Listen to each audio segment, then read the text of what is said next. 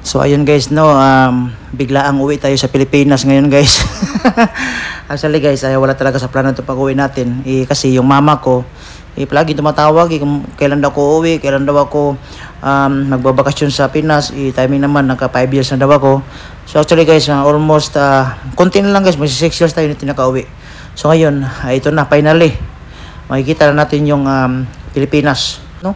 So yun guys, nakalinya ako, naka-check-in ako, tapos kaba-kaba ako guys, kasi kung saan ko ilalagay yung bagahe ko guys, hindi ko siya tinimbang parang tinantya ko lang ba.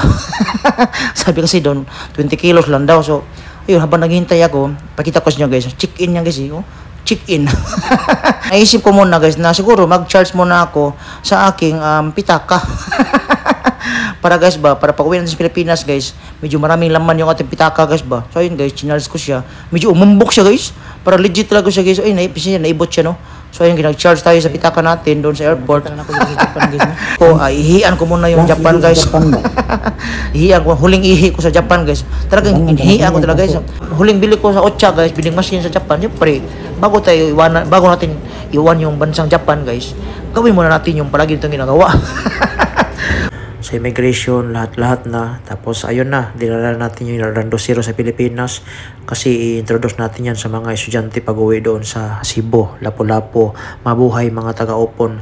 So ayun guys, habang nag-storytelling tayo, napasok ko na yung eroplano. So ayun, naghiga-higa ako kasi first time ko ulit na maramdaman yung take-off. Tapos, parang na-feel ko lang yung moments guys kasi kinabahan ako. Tapos yun guys, yung biglang nag-landing guys, parang very smooth. Kaya yun, napatulog ako ng konti. Napaisip ako guys, kasi vlogger ka, gising tayo ka Jote kasi nasa Cebu na tayo.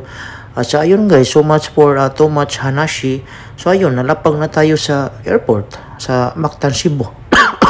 So kasama ko yung sinugat ako ng mga amigo ko. Welcome back Bini Kajotay daw. So sumaya muna ako ng salamin sa indak ng panahon. Magkasama, mag-enjoy na, sakay na. So ayun nga, nakasakay na kami ng tricycle guys. So na-miss ko yung tricycle sa Lapu-Lapu kasi dili siya mapuno guys. O dili siya malarga, o dili siya mapuno. Kung nalago siya guys, pero puno na kayo. So ito guys, ito yung mga nangyari doon sa pag-uwi ko. Yung araw na pag-uwi ko, talagang sobrang excited ako na makita ko yung mapabili ko. So si mama lang talaga yung pinakagusto kong surprise kasi palagi siya nagtatanong sa akin So ayan, pumasok na kami sa aming lugar guys sa Chocolate Hills. Masyadong maputik siya guys kasi maulan So rainy season na kasi ngayon sa Pilipinas. Kaya ayun, habang naglalakad ako, parang inabutan ako ng kaba guys, kaya inihian ko muna yung tuba-tuba guys, na hindi mo pwedeng kainin yung tuba-tuba, pero yung dahon niya pwede mong ihampol sa imuhang naong analisa. So ayun, nag-usap-usap muna kami dyan, tapos hanggang yun, tinaktak ko na siya guys para makaready na ako at sinuot ko na yung aking Orlando Zero bag. Tapos yun, pumasok na ako dun sa aming bahay. Actually guys, magkatok-katok pa sana ako. Tapos ayun, bumili sila kunuhay ng ice water. Tapos dito na, napasok ko na yung aming pultahan. Tapos ayun, parang na-timing yun, si mama nagtalikod na At saka dito na time guys, tinanggal ko na yung aking bonnet. Tapos ayun, sabi ko, ito na. Sabi, ayun, kita nyo, reaction ng mama ko dito guys. Talagang shock siya guys. Imagine mo guys, 6 years hindi kami nakita. Tingnan mo yung reaction ng mama ko. So ayun guys, dito banda guys, nakita ko na yung mama ko. Grabe yung reaction niya guys, hindi talaga siya makapaniwala. Dito, pansin ko na mama ko, pumayat siya. Kasi meron siya maintenance guys Kaya yun, parang na-shock ako kasi ang laki ng tinanda ng mama ko. Siguro after 6 years hindi ako nakauwi, parang nanibago ako.